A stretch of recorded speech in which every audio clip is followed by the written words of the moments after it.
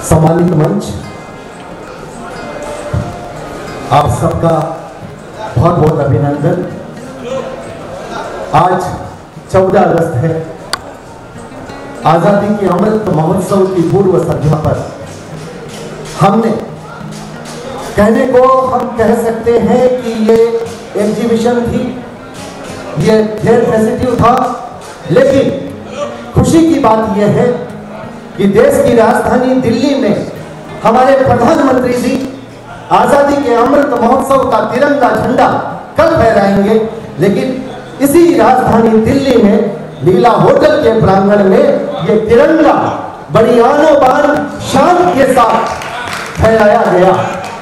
ये इस बात का सबूत है, भारत सरकार सुने, सारी सरकारें सुने, कि जो लोग व्यापारी को चोर समझते हैं वे लोग ये समझ लें कि इस देश का व्यापारी सबसे बड़ा राष्ट्रभक्त है।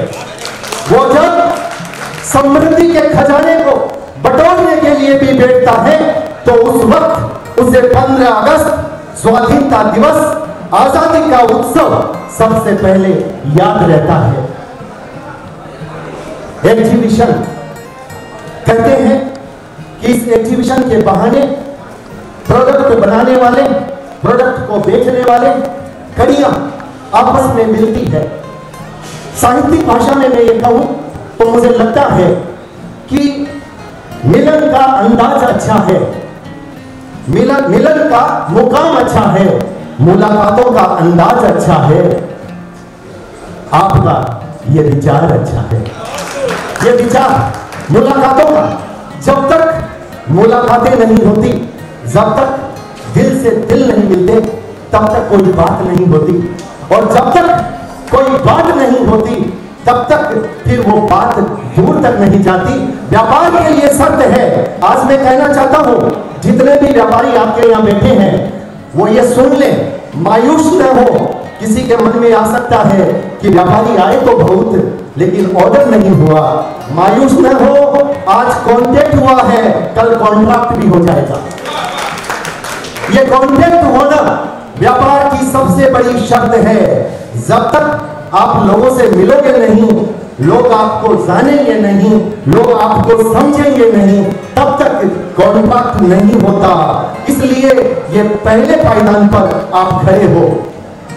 जब इस एग्जीबिशन का शुभ शुरुआत हो रही थी, मुझे एक बात बहुत अच्छी लगी। श्याम जी, आप सभी रेखमा के लोगों से कहना चाहूंगा कि हम धूम धड़ाके में हमारी नींव की ईंटों को भूल जाते हैं, लेकिन खुशी की बात यह है, फख्र की बात है कि आपने अपनी नींव की ईंटों को याद रखा। मुझे खुशी इस बात की है कि जिस चेहरे को मैं हंसता खिलता फुदकता हुआ गांधीनगर की गलियों में और लोगों के मसलों को सुलझाते हुए देखता हूं, जब मुझे यह पता चला कि चाचा जी 2-3 दिन पहले कुछ ऐसी घटना हो गई कि वो आज इस महफिल में नहीं आ पाएंगे, मुझे बड़ी तकलीफ हुई। लेकिन आज जब इस महफिल का समापन समारोह है, अगर कोई पूछना चाहे कि बुजुर्ग किसे कहते हैं तो बुजुर्ग इसे कहते हैं।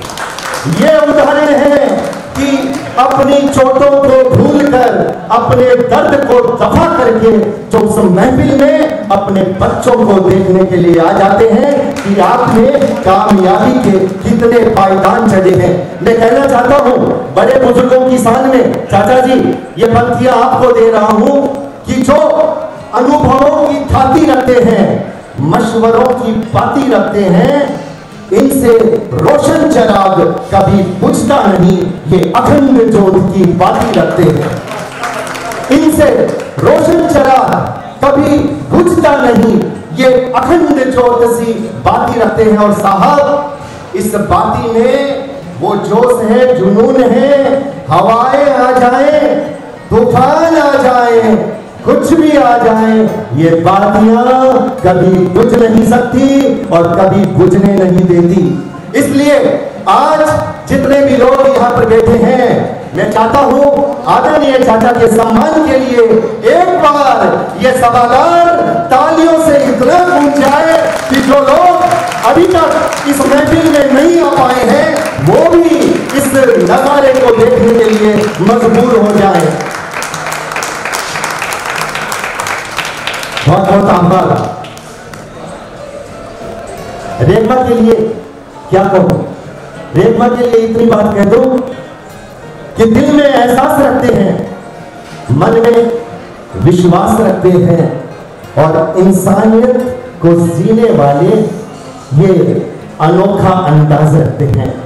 दिल में एहसास रखते हैं, मन में विश्वास रखते हैं, इंसानियत को जीने वाले ये अनोखा अंदाज रखते हैं। और साहब, इन लोगों की इतनी ताकत है, जब मैं श्याम भाई को देखता हूं मुझे लगता है ये मुरझाए चेहरों को गुलाब कर देते हैं, ये मुरझाए चेहरों को गुलाब कर देते हैं, ये तन्हाई को भी शबाब कर देते हैं।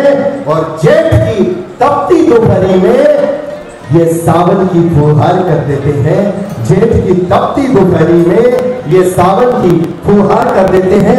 और अभी आपका जो अंदाज है, मुझे लगता है 4 पंक्तियां और दे दूं कि समंदर में जितना उफान है उतने तो इनके अरमान है। समंदर में जितना उफान है उतना तो इनका अरमान है।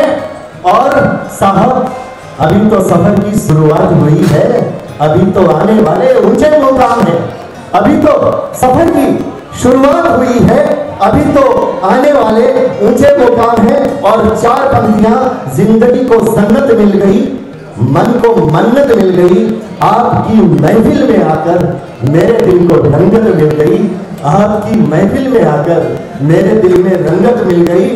और कल आजादी की बात है तो आजादी की कुछ पंक्तियां अगर नहीं दूंगा तो फिर मेरा कवि मन अपने आप को कोसेगा।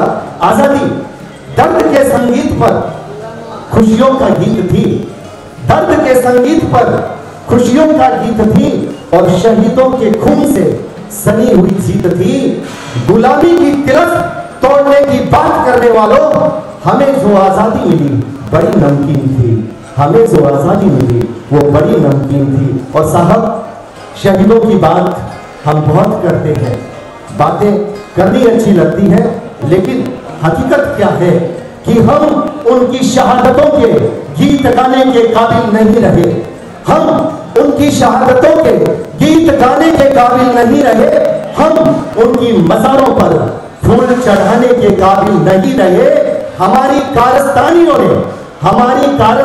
ने इतना गुनहगार हमें बना दिया कि अब हम उनको अपना बताने के काबिल नहीं रहे, अब हम उनको अपना बताने के काबिल नहीं रहे।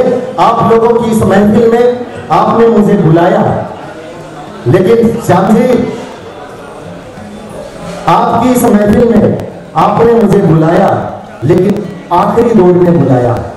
मुझे तो ऐसा लगा, मेरी एंट्री ऐसे हुई जैसे क्रिकेट मैच में कोई खिलाड़ी को बहुत समीकरण जोड़कर घटाकर आखिरी दौर में बुलाया जाता है।